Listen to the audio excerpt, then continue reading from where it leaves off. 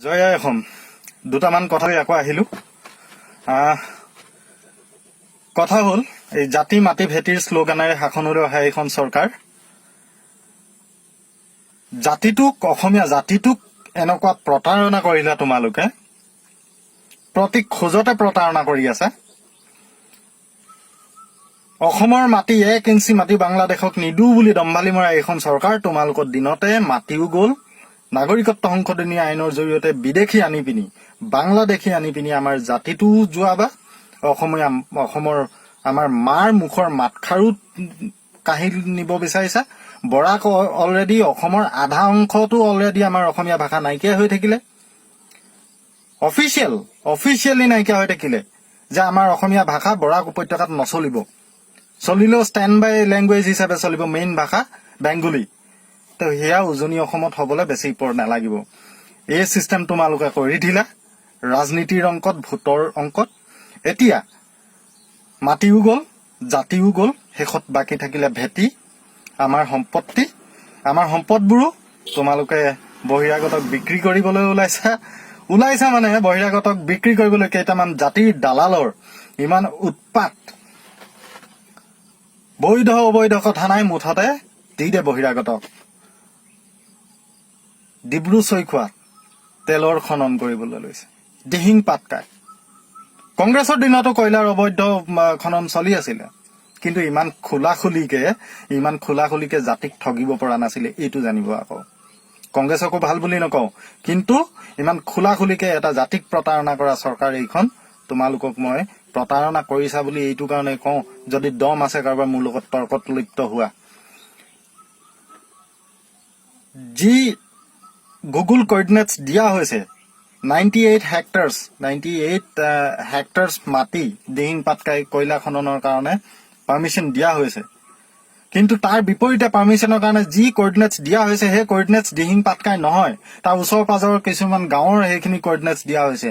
এই অভয়াৰণ্যখনৰ কৰ্ডিনেটছ নহয়, সেইটোৱে আটাইতকৈ ডাঙৰ প্ৰতাৰণা। এই বস্তুটো অসমীয়া মানুহে বুজি পোৱাটো বহুত প্ৰয়োজনীয় যে এই কৰ্ডিনেটছখিনি ভুলকে দি এখন লাইচেঞ্চ উলিয়াই লৈছে, তাৰ পাছত খনন কিন্তু তাতে হ'ব, দিহিং পাটকাইতে হ'ব। আমাৰ বৰ্ষাৰণ্যখন ধ্বংস হৈ যাওক, মানুহখিনি অসমীয়া জাতিটো নিঃশেষ হৈ যাওক। কিয় নিঃশেষ হৈ যাব বুলি কৈছো, এই কথা ভালকেনে মন দিয়াটো, ভালকেনে বুজি পোৱাটো বহুত প্ৰয়োজনীয়। ঝাৰখণ্ড, ছত্তীশগড়, ঝাৰখণ্ডক চাই লওক, কয়লা, দুনিয়াৰ কয়লা সোপা ঝাৰখণ্ডৰ পৰা খান্দি নিলে। ঝাৰখণ্ডৰ কিবা এটা উন্নতি হ'ল নে? ঝাৰখণ্ডৰ ৰাইজৰ কিবা এটা উন্নতি কৰি দিলে নে? বিপৰীতে কি দি গ'ল? Pollution, water pollution, air pollution. বায়ু যেতিয়া প্ৰদূষণ হ'ব, এস্থেমেটিক প্ৰব্লেমৰ পৰা আদি কৰি উশাহ নিশাহ লোৱাৰ যিমানখিনি হাজাৰ বেমাৰ আহি যাব, সেই মানুহখিনি, আমাৰ অসমীয়া মানুহখিনি এইটো বুজি পোৱাটো জৰুৰী যে আমাৰ মানুহখিনিও বেমাৰী হৈ থাকিব। ফ্ৰেছ এয়াৰটো নাপামেই। আমিও আকৌ মানে কি ক'ম, এই মূৰ্খ উপায় এনেকে জাতিটোক তাৰমানে ধ্বংস কৰিবলৈ তাৰমানে উঠি পৰি লাগিছে। কেনেকে আমি থিয় হ'ব পাৰো এক হৈ পিনি ইয়াৰ বিৰুদ্ধে আমি থিয় দিব পাৰো, প্ৰতিবাদ কৰিব পাৰো, এয়া কিন্তু বহুত ডাঙৰ এটা প্ৰশ্ন। এইখিনিতে এটা কথা কওঁ, বিভিন্ন দল সংগঠন গৈছে তাত প্ৰতিবাদ কৰিবলৈ দিহিং পাটকাই অবৈধ কয়লা খননৰ বিৰুদ্ধে। বহুতে কিছুমান সুবিধাটো গৈছে, কিন্তু সকলো নহয়, কিন্তু কিছুমান দল সংগঠনে কিন্তু পইচাটো পায়ো আছে, মালাই পায়ো আছে বুলি মই জানো, শুনিছো। যোৱাকালিয়ে মোক কৈ গৈছে যে এটা সংগঠনৰ এজন ছেক্ৰেটাৰীয়ে 2খন গাড়ীৰ পইচা পায়,